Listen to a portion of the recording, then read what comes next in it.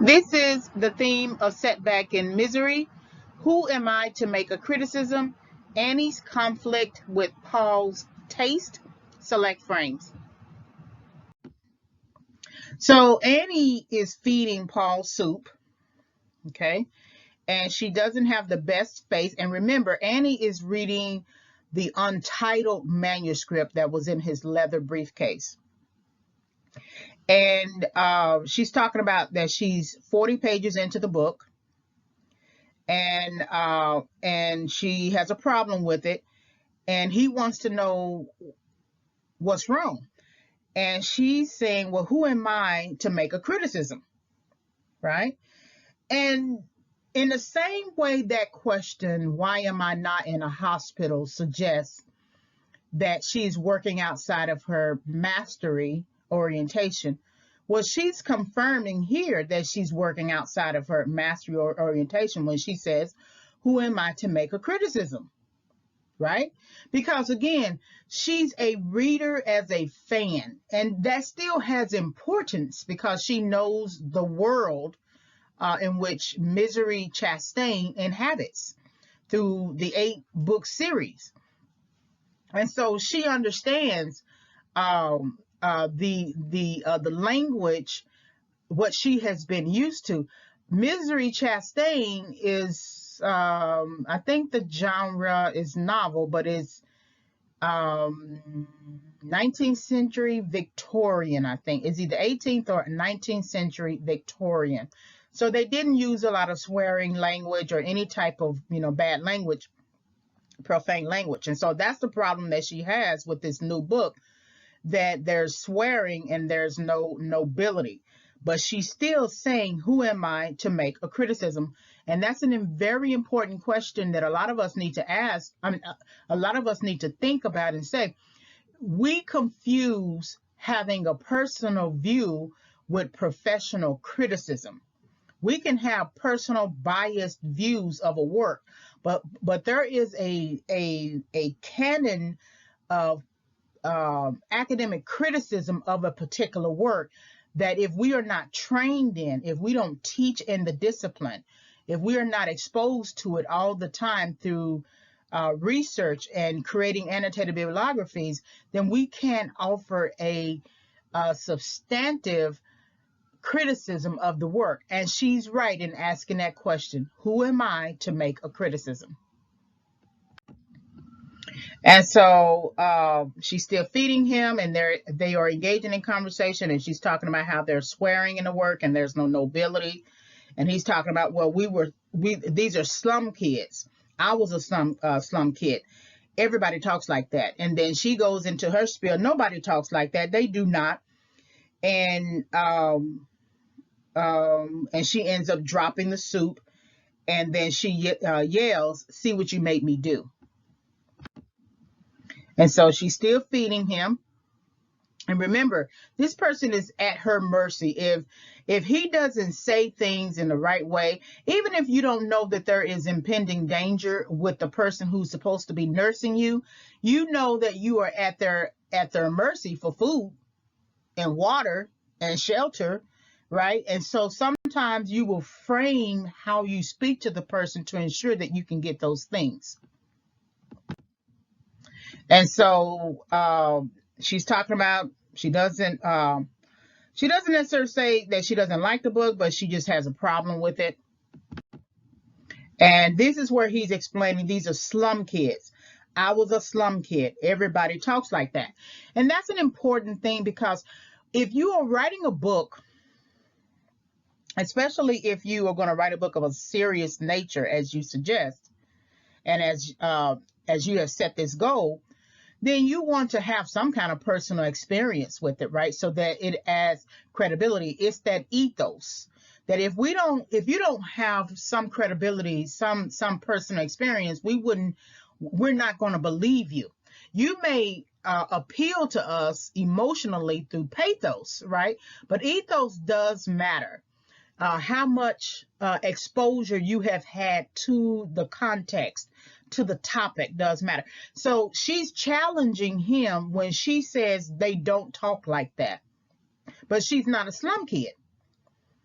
she has never been a slum kid, because if she had been a slum kid, she would have co-signed what he said. Oh yeah, I've been a slum kid too. I know what you're talking about. And then they would have had a better conversation.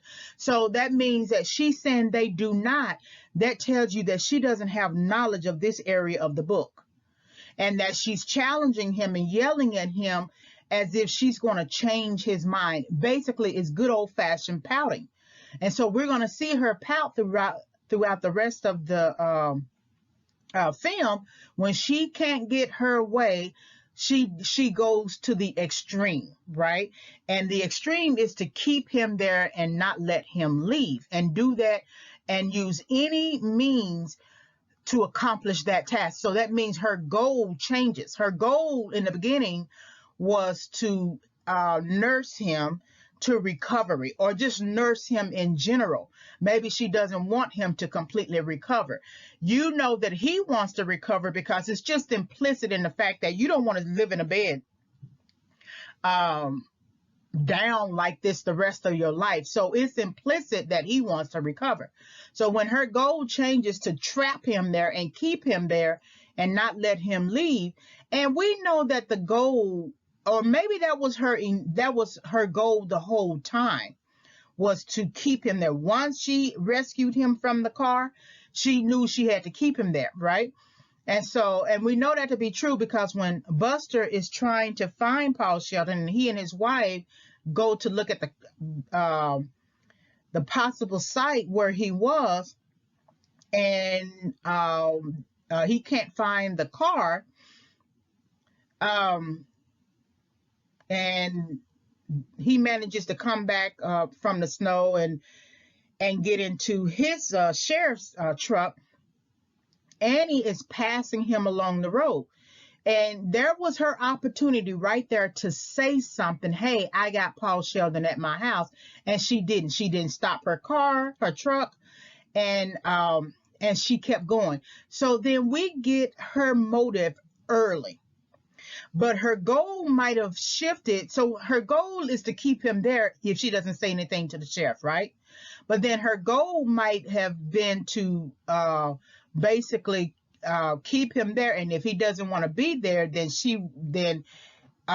maybe kill him or something like that. So it's kind of interesting. But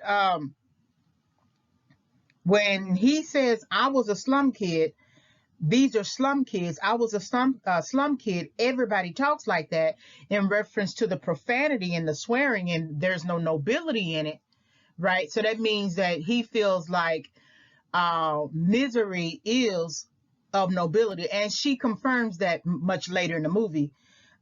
Then she's operating without a knowledge base of his work. That's why she cannot judge it. She cannot critically think about it and judge it and receive it. And she's not willing to receive it, because she says she's 40 pages into the book, but then we don't hear her discussing the book anymore. And a few scenes later, she comes in with Paul Sheldon's new book, Misery's Child, that he kills off Misery in that book. And so I'm thinking, because she doesn't discuss the other book anymore, switches it out for the new book, it's already been published, she wasn't willing to learn from Paul Sheldon. He's telling her that these are slum kids. I was a slum kid. Everybody talks like that. He's talking about that from a place of personal experience, but she doesn't want to hear that. So she stops her learning. I thought she was his number one fan. So why is she objecting to something that he has written? He has a good track record of writing. And so what's the problem? Because she's not really willing to learn from him. And here's where she's still bothered by it. And he's talking about being a slum kid. And she's challenging his argument about being a slum kid, and everyone, talking like that. And then she gets into sort of like a mocking, sarcastic way of of challenging his argument. And then she drops the soup um, and yells, "Look there, see what you made me do." And I don't know why she has this extreme response to dropping the soup. But I do know why people like to blame other people. That she was fine until she read that book. And what came from that book made her so mad that she had to create this face and be bothered by it and get into this extreme response. But she wanted to read the book. I'm guessing she was hoping that it was still part of the Misery series, maybe the ninth book, and that she can be happy about it. Because remember, the Misery books make her happy. Misery in general makes her happy, right? And so here it is. I think she's much more concerned about the idea that it wasn't another Misery book and that Paul is changing the game. And if she doesn't have that book, she's going to keep her misery. But if she has his new book or any other book that extends the series, she's going to be happy.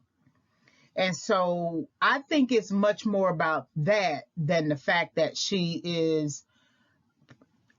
has a problem with the profanity. And because later when they fight at the end, she uses a little bit of language, right?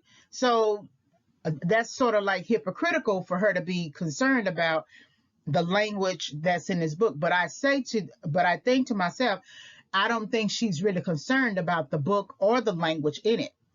She's concerned, her bother is the fact that is not a new Misery book. So this is where she's saying, "Look what you made me do."